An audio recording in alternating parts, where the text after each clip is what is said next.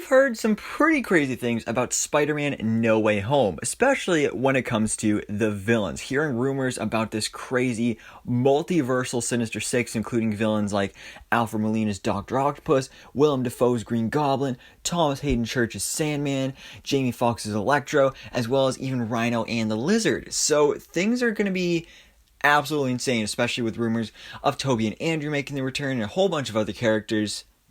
We don't really know what to expect, especially when it comes to how they're going to handle these characters, whether they're going to be the same exact versions from those movies and it's just somehow they're all of a sudden alive, or if there'll be variants of the characters like we've seen represented in Loki, where it'll be the same character, well, like a different character just so happened to be played by the same actor. They could be doing something similar to that. But today we have a bit of an update on this, and it does seem to lean more towards the latter of what I was just talking about, because superhero theorist, someone we've talked about a couple times before on Twitter, he's actually, he used to work for Charles Murphy, or maybe still does, so either way, he has connection to Charles Murphy, and Charles Murphy is a super reliable source, so you know that he is in with the good when it comes to the MCU scoops, and he just revealed a couple things about these villains of Spider-Man No Way Home, saying, quote, "Purple hoods and green outfits, yellow shirts and green jackets, purple pants and lab coats, green shirts and khakis, and trench coats with tentacles will all be in season." Yeah, so that is pretty crazy, and I think he's definitely obviously implying here that these villains, whether the same versions that we saw before or not, will be looking definitely way more comics accurate than they did in the first place, which is a great thing, because not many of those villains actually really look like they do in the comics. Sandman, I think, looked pretty perfect. I don't know if there's really much you could do to make him look more comics accurate. There's probably a few little tweaks, but yeah, so let's go ahead and break down these individually. So, first of all, purple hood and green outfit. That has got to obviously be the Green Goblin.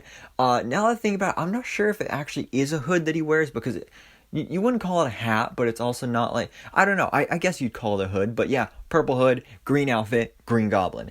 The yellow shirt and green jacket would of course be Electro, and some of these things, I don't know if he's saying it specifically as like Electro's literally going to be wearing a yellow shirt and a green jacket, or if that's just to, you know, imply the colors of like that's Electro, because I mean, like a yellow shirt and green jacket would sound kind of pretty weird, but I don't know, there's been some cool fan art out there of like different ways he could look in this movie.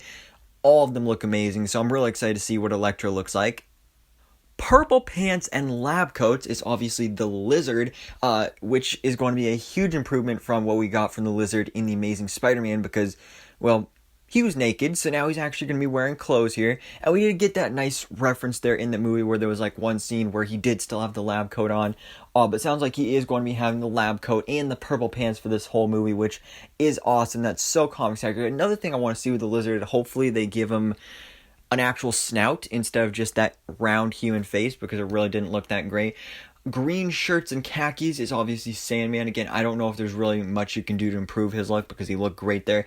And then a trench coat with tentacles is also obviously Dr. Octopus. The trench coat I'm interested in, because the version I'd rather see is like the classic yellow and green suit for Dr. Octopus, but there's also versions where he wears the trench coat, so I'm interested to see if maybe he has the green and yellow look with the trench coat over it, or if it'll be just the trench coat. I don't know, either way, I'm excited to see Alfred Molina back as Dr. Octopus, even though he kind of already spoiled his appearance in this film. So, of course, that is the full Sinister Six right there. Also, I think he did mention one other time that Rhino, there's going to be some sort of animal suit. So, it sounds like Rhino is actually going to be an actual Rhino animal suit like he is in the comics. So, not going to be a robotic mech like we saw in The Amazing Spider-Man 2, which is good. I'd like to see them do something similar to what we got from Rhino in the Spider-Man PS4 games. I think that look would be perfect for Rhino in live action. Really would make him look like a menacing big rhinoceros villain. But yeah, I'm really excited for this, guys. I'm really excited to see these villains back in Spider-Man No Way Home, whether they're new versions or not. Same actors, new versions, more comics accurate. Super excited for it. But guys, let me know your thoughts in the comments below. Are you excited to see these villains return with a new look that's more closer to the comics? So thanks so much for watching. Please drop a like if you enjoyed this video and hit the subscribe button so I can keep up to date on everything that goes on in the Marvel life.